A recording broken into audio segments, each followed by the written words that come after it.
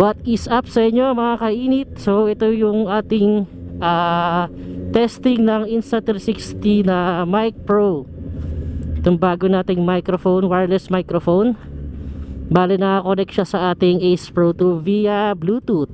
So ang binili lang natin na set is yung ano lang, yung mismong transmitter lang. So hindi na natin kinuha yung may receiver kasi hindi ko naman siya tawag ito gagamitin sa ibang device. Iko-connect ko lang tong microphone sa mismong Insta360 na cameras katulad ng Ace Pro 2 tsaka nung X5.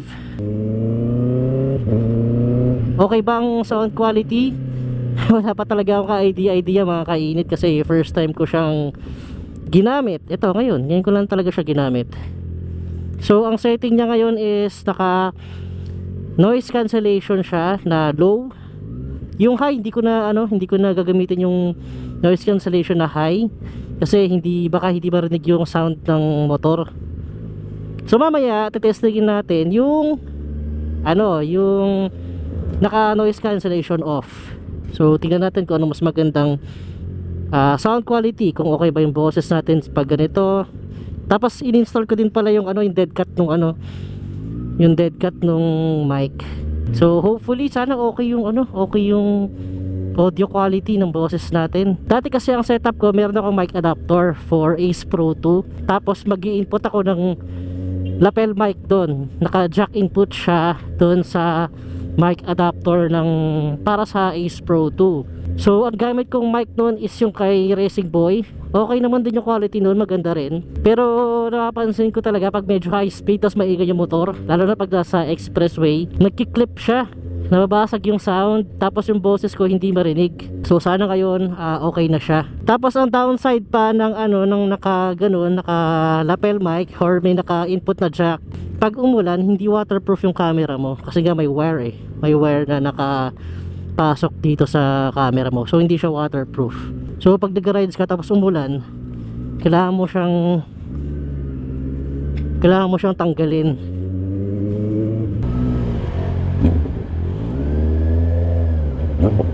Wait lang.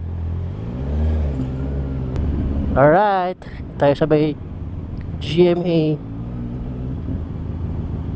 Wait lang mga kainit, babaguhin ko lang yung setting ng camera ko. Naka ordinary na video. Ipapalit ko lang siya sa naka pure video para lumiwanag yung video quality kasi medyo madilim na. Sandali. Ayan, so naka pure video mode na tayo, kita nyo. Diba? Yan yung advantage na naka Bluetooth mic. Pwede mong tanggalin yung yung camera kasi naka Bluetooth naka Bluetooth connection ka na, wala nang wire. Meron lang akong medyo parang downside para sa akin. Meron kasi tong yung Ace Pro 2, merong feature na rapid shot ba tawag doon.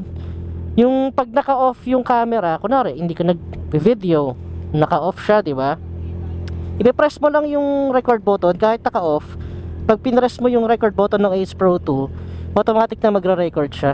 Tinry ko kanina. So ang flow mo dyan is i-on mo muna yung camera, tapos hintayin mo kumunik yung Bluetooth yung wireless mic, saka ka pwede mag-record. So hindi siya instant yun yung napansin ko lang Tapos tawag dito yung Bluetooth, hindi mo siya pwedeng i-off. Tawag dito, kunwari nag-record ka, naka-on yung mic mo, tapos tawag dito, in-off mo yung nag-stop ka na mag-record, stay mo lang naka-on yung yung Bluetooth mic mo, yung wireless mic, kailangan naka-on lang siya.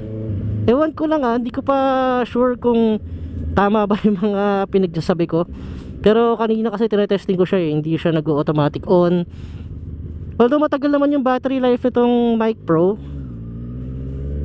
mga 10 hours ata, 9 hours. So okay naman din. So yun lang, ang downside lang for me is tawag dito, yun nga, hindi siya sumasabay dun sa rapid shot ng Ace Pro 2.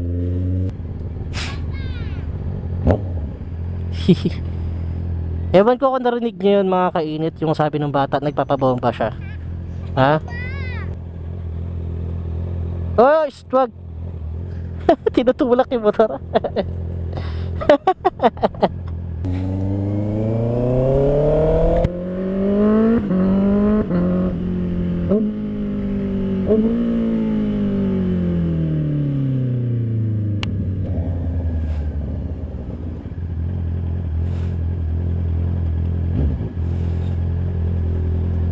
So wait lang mga kainit, off natin yung noise cancellation. So ayan mga kainit, naka-off na yung ating noise cancellation. Diba napaka-convenient, wala na siyang wire na naka-usli dito sa helmet. Diba? Tapos ang ano pa dito talaga gusto ko is, ano siya tawag dito, waterproof siya. Hindi siya okay lang kahit umulan. Hindi ko na kailangan huminto para magtanggal pa ng wire. Kulit tong bata kanina, tinutulak yung motor mo. So ito mga kainit, ito yung setting natin na naka noise cancellation off. So wala siyang kahit ano noise cancellation. Okay pa rin ba yung ano? Okay pa rin ba yung sound? Mamaya medyo piritin natin para tumaas yung sound ng engine. Tapos tingnan natin kung okay pa rin yung boses. So ito pala mga kainit. Dito sponsored ng Insta360 ha. Talagang binili namin tong mic. Very big shoutout nga pala sa aking asawa sa pag-sponsor ng aking bagong mic. Birthday gift daw niya sa akin eh. Sino ba tayo para tumanggi, di ba? Thank you babes, I love you. So maganda mga kainit yung mga partner nyo, no? Suportado sa mga hilig nyo, di ba? Katulad yan, di ba? Binilihan tayo ng mic. Kaya dapat pag kukuha kayo ng jowa o partner nyo, mahilig din mag-rides. So kamusta mga kainit? Sana okay yung sound quality ng naka noise cancellation off. Ang init sir, para maalinsangan. Parang uulan ah. So very soon sana makapag long ride na tayo. Medyo nabibisi lang tayo sa paghanap ng funds. Medyo ano na tayo, naghihirap na tayo. Shoutout nga pala sa gloves ko, sa TikTok ko lang nabili. Punta kayo sa TikTok ko mga kainit, tapos ano, check nyo yung link doon. Andun yung link nitong gloves ko, di ba? Pangdiilan yung kulay eh.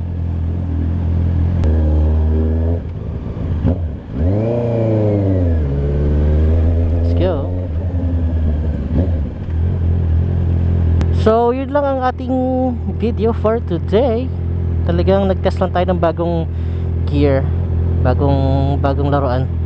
So tawag dito mga kainit, ang bili ka pala dito sa Mic Pro is 6,390 ba yun? Ay sorry, hindi ko pala bili to, regalo sa akin to.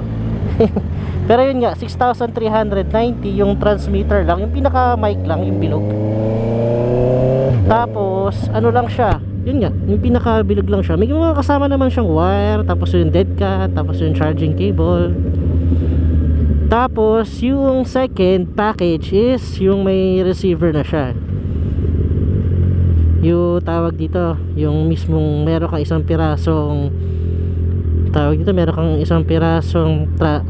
transmitter, tapos yung receiver niya para magamit mo rin siya sa mga cellphone mo, so sa ibang gadgets, yun. Pero kung pang motovlog yung gamit mo, yung transmitter goods na yan, yung mismong pinaka mic lang. Tapos kung gusto mo namang yung pag may mga ini-interview ka, kailangan mo dyan is yung yung dalawang pirasong transmitter, nasa 25,000 na ata yun. Tapos may charging box, tapos may receiver, parang gano'n. Yun yung complete package. Pero sa case ko, hindi ko naman kailangan yun. Pang vlog ko lang naman. Ano lang naman tayo eh, vlogag lang naman tayo eh, vlog-vlogan. So ito lang naman yung kailangan natin, yung isang piraso lang. Dapat bibiliin ko yung yung DJI Mini ba yun, mic mini. Buti na lang nakita ko tong bago ng Insta360 para sila yung same ng brand. Tapos ma-adjust mo nga yung mga noise cancellation. Yung sa DJI Mini kasi, yung mic mini, hindi ko lang alam kung ma-adjust mo ba yung mga features niya, like yung mga noise cancellation, ganyan. Kasi yung camera ko is it's a 360.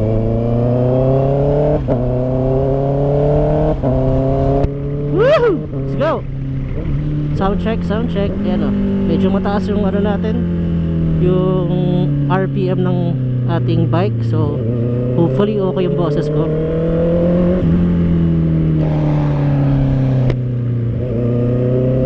Yan. Let's go.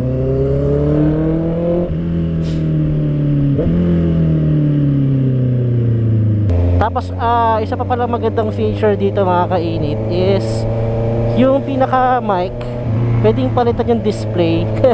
Nakakatuwa.